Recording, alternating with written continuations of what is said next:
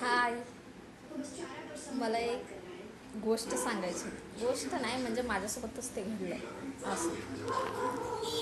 मला माझे फोटो बघितले होते. माझे इथे एक मैत्रीण आहे माझी, तिचं पण लग्न झालेलंच आहे.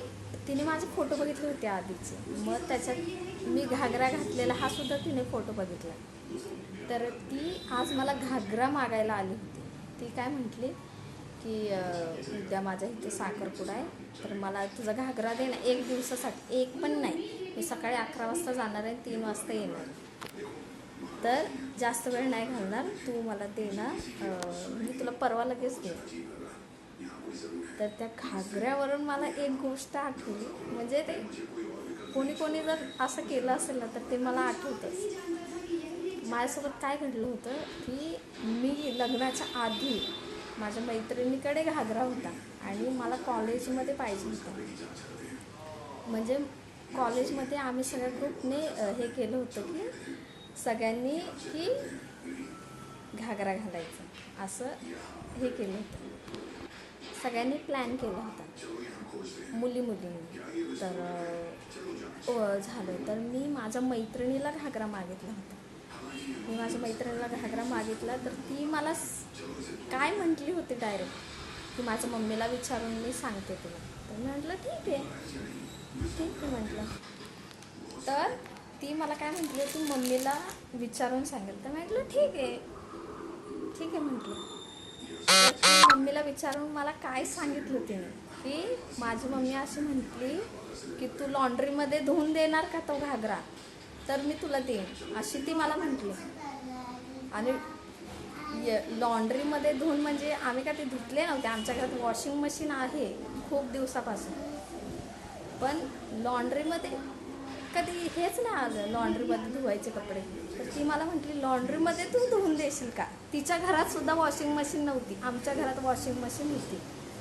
तर ती मला सीधा अशी म्हणते की तू लॉन्ड्रीमध्ये धुवून देशील का. मी विचार केला, म्हटलं ठीक आहे, लॉन्ड्रीमध्ये तर मी नाही देऊ शकत धुवून तुला, मी वाटलं तर हाताने धुवून देईन. वॉशिंग मशीन आहे आमच्या घरात, पण त्याला भरपूर मनी हे लागलेलं होते, त्यामुळे वॉशिंग मशीनमध्ये नाही धुवू शकत. म्हटलं मी हाताने, वाटलं तुला पाण्यातून काढून देईल, तुला कशाने धुवायचं त्याने धुव. तर ती मला डायरेक्ट म्हटले की मी नाही देऊ शकत.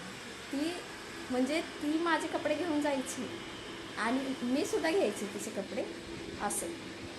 मग ती त्या घागऱ्यावरून मला आज ती गोष्ट आठवली. जवळजवळ ती 10-12 वर्ष पुराणी असेल असं मला वाटतं. मग ती 2013, 11-12-13ची असं काहीतरी. मग 13-13 आता 26 चालू. ती मला डायरेक्ट म्हटली लॉन्ड्री, तिची मम्मी म्हटली की लॉन्ड्रीत तू धुवून देणार का. तिच्या घरात साधी वॉशिंग मशीन नव्हती, ती लॉन्ड्रीची हे अपेक्षा करते. अशी लोक आहेत आजकाल जगात. म्हणून मला ती आली ना मला विचारायला की तुझा घागरा देशील का, मला एक दिवसासाठी पाहिजे. तर मी तिला काय म्हटलं की माझ्याकडे जर आत्ता घागरा असता ना, तर मी तुला आत्ता लगेच मी बिना धुता तू रिटर्न दे मला, मी धुवेन तो. मी तिला म्हटलं पण जर माझ्याकडे आत्ता असताना मी तुला नाही हो काही नाही कपाटातून मी तुला काढून दिला असता, पण आत्ता माझ्याकडे नाही, तो माझ्या मम्मीच्याच घरी, मी आणला नाही तो घागरा. मग ती जरा हे झाली, पण मी तिला हे स्टोरी सुनावली. तर ती काय म्हणते, अगं जे गरीब असतात ना, आता तू म्हणते ना की वॉशिंग मशीन पण तिच्या घरी नव्हती, मग तिला पण लॉन्ड्रीत धुवायला तिला जमलं नसेल, म्हणून ती तुझ्याकडून धुवून घेत असेल, अशी ती मला सरळ म्हटली. तर ही गोष्ट खरी पण असेल कदाचित, काय माहिती, आता भगवान जाणे. त्याच्यानंतर तिने घागरे, ते माझी दुसरी मैत्रीण होती तिलासुद्धा तो घागरा दिला. तिने दिला का नाही लॉन्ड्रीत धुवून, तिला ती तशी म्हटली की नाही काय माहिती, आय डोंट नो. पण ती मला अशी म्हटली, तिच्यापेक्षा मी 10 पट्टीने 1000 पट्टीने चांगला घागरा घातला, छान घागरा. मग तोच घागरा ती मला आत्ता मागायला आलेली. ती पण सुकडीच आहे, मी जशी आधी होती तशीच आहे ती पण ती घागऱ्याची कमाल माझ्या अजून डोक्यात आहे, विसरू शकत नाही. असे लोक भेटलेले आहेत मला आधी. लोक म्हणजे मैत्रीण होती ती, पण आता कुठं आहे काय आपल्याला काय माहिती नाही, पण जाऊ दे. चलो बाय बाय.